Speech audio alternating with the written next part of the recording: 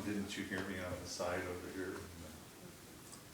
And I always loved this old building, and really any old building with gray wood. And of course, I never wanted it to be painted, but I was outvoted on that one.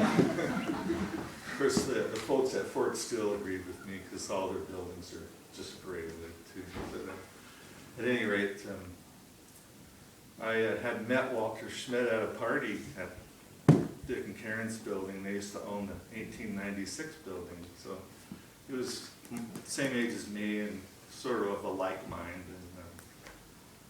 And first I went and asked Eve Carney if I could organize something. Could she, with the city be willing to, you know, go along with it? And she thought they would. And of course, everybody knew Eve Carney would speak for the council at the time. But at any rate, I wrote Walter a letter and asked him if he'd be interested in a cooperative of some kind. And he said he would be. And at first I asked Ring Huggins and Rick Hanbury, who are both craftspeople around at the time, if they'd like to go together with Walter to, of course Walter already owned the building, but he was willing to be partners with someone. And I asked them if they would like to form a cooperative to buy the building. And we talked about it. They pretty much both agreed that it was a great idea, but none of us had any money.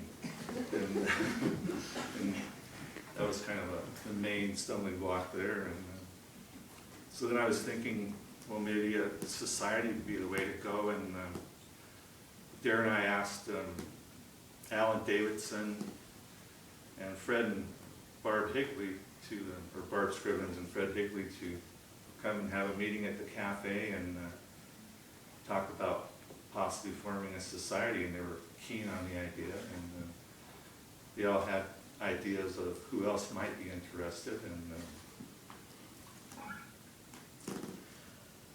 Alan thought Gloria would want, his wife would want to be part of it, which she ended up being. And he also suggested Jim Van Horn, who had a lot of knowledge of civic matters and meetings and stuff like that. I thought Bart Darnell would be a good person because Bart was an organizer and was pretty keen on it at first, but he sort of bowed out early on. And Fred and Barb suggested Pat and Jackie Boyer, who owned the Red and White store at the time. So then our next meeting was the 10 of us, and we started having meetings at the cafe and forming a constitution and bylaws, writing all that stuff, and took quite a few meetings to do all that. And we got a copy of Robert's Rules of Order from the government building. And I guess you could say the rest is history. And at this point, I'd really like to say thank you to all the people since in Caslo, and especially all you folks here who are keeping this dream alive. And it gives me great pleasure to come and play in the Langham. And I've done a few concerts here, and I really kind of warmed my heart when I was told they wanted to hang the old Village Green sign in the gallery. I've met a few people around. Josh,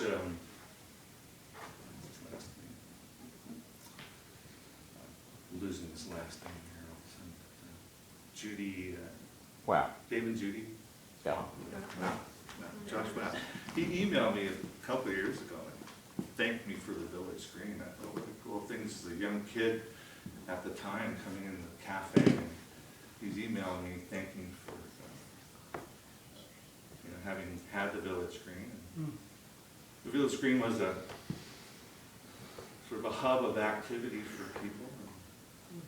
Rhonda used to come in there all the time, and it was kind of a place where we were working on the Langham, and at first we decided we would just not get any grants because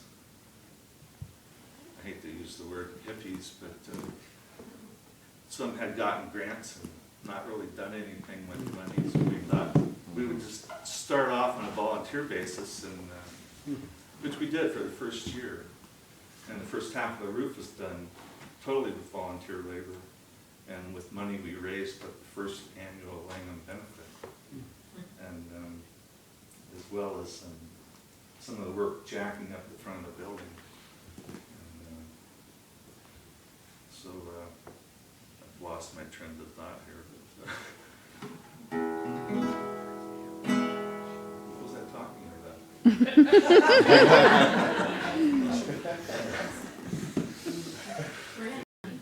Grant money, yeah. So Thanks for anyway, keeping it alive. yeah. So, but we did end up getting grants, as you know. So I want to play a song I wrote about the Village Green. It's called Green Tree.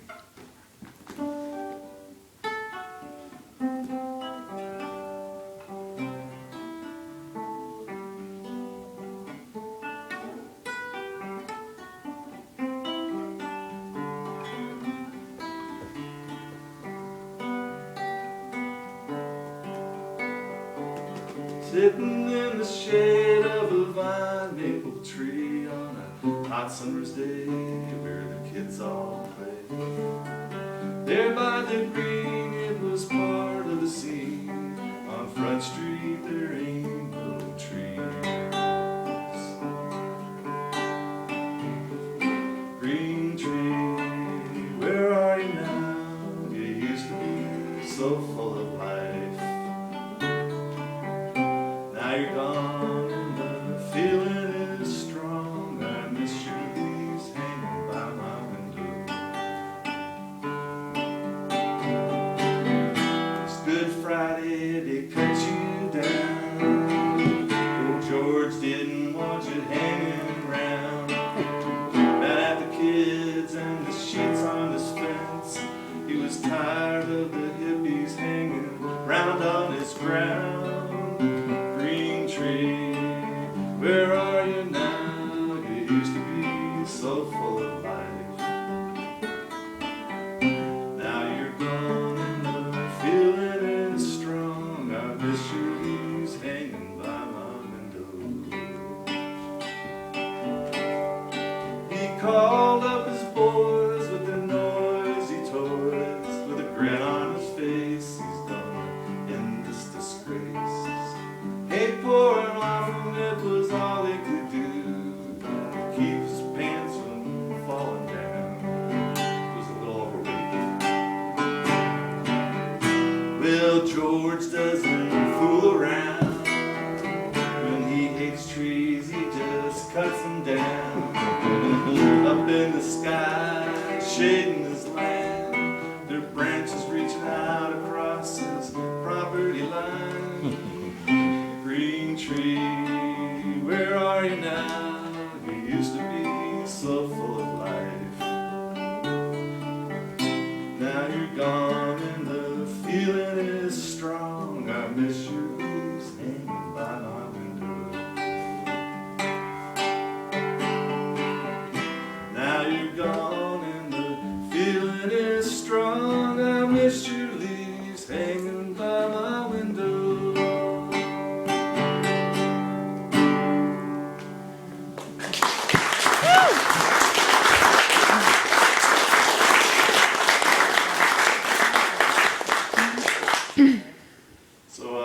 Right next to the old Landmark Bakery over there, you can see some vine maple trees are all growing along there now, so you can cut the tree down, as you know, with a vine maple, but the roots are strong and it will come back. So. It's kind of neat that there's actually a lot there now, sort of a little park, it looks like.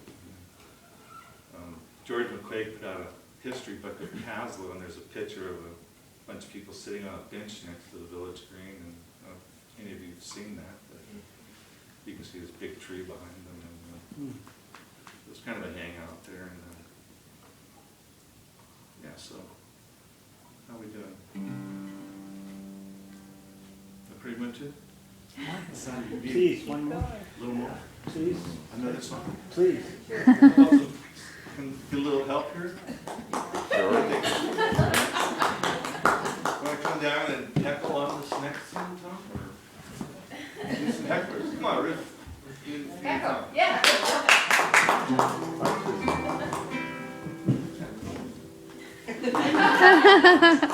Need a little chorus up.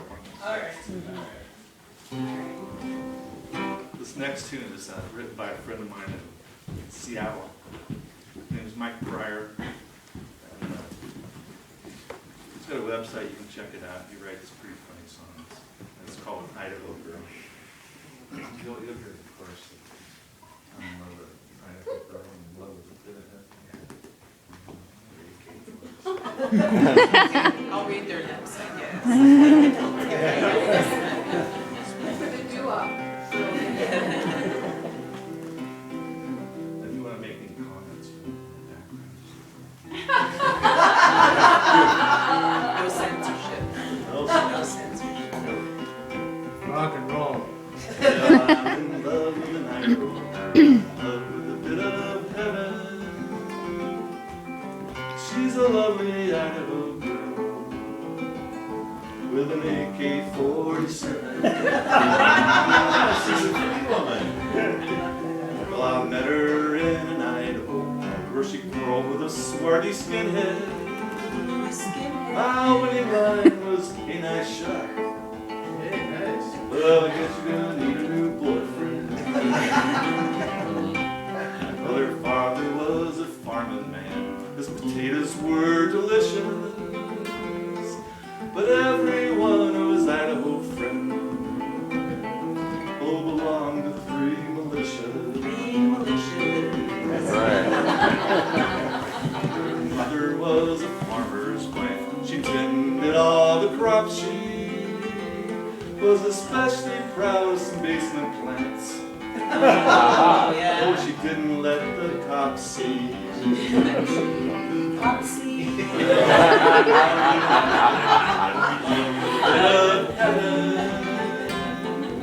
She's a lovely Idaho girl with an AK-47. Well, at last there came a wedding day.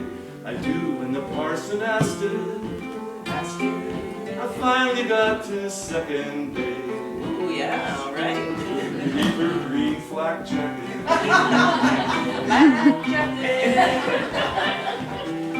Well, her heathen alabaster skin, not on earth is pure. Oh, but there in the middle of her Idaho chest was a tattoo of the Fuhrer. I'm in love with an Idaho girl, bit of heaven.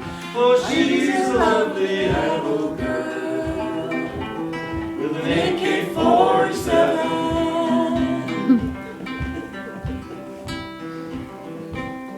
I left her in the Idaho dust like the skunk I made of. I knew there'd never be a bed I'd care to share with Adolf. Well, the bullets flew behind me now. I never should have trifled with the lovely heart of an Idaho girl and her automatic rifle. I'm in love with an Idaho girl with a bit of heaven.